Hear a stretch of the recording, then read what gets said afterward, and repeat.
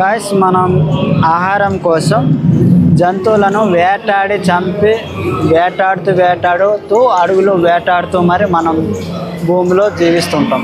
అలా వేటాడి తినేస్తాం అంటే చంపి తినేస్తాం. అటువంటి వాళ్ళకి మనం చనిపోయిన తర్వాత యముడు ఈ విధంగా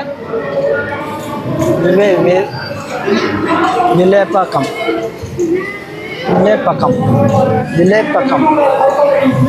నిప్పుల మీద కాల్చడం, విపరీతంగా మాంసం కోసం జంతువులని చంపేవారు.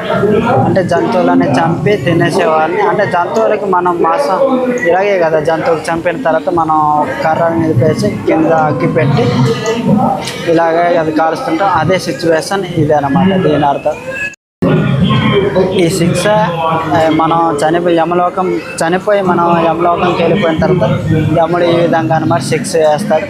సో గైస్ ఏమనిపించింది, ఎలా అనిపించింది కామెంట్ సెక్షన్లో కామెంట్ చేయండి. లైక్, షేర్ చేసుకోండి. అలాగే సబ్స్క్రైబ్ చేసి బెల్ ఐకాన్ ఆల్ ఆప్షన్లో ట్యాప్ చేసేయండి.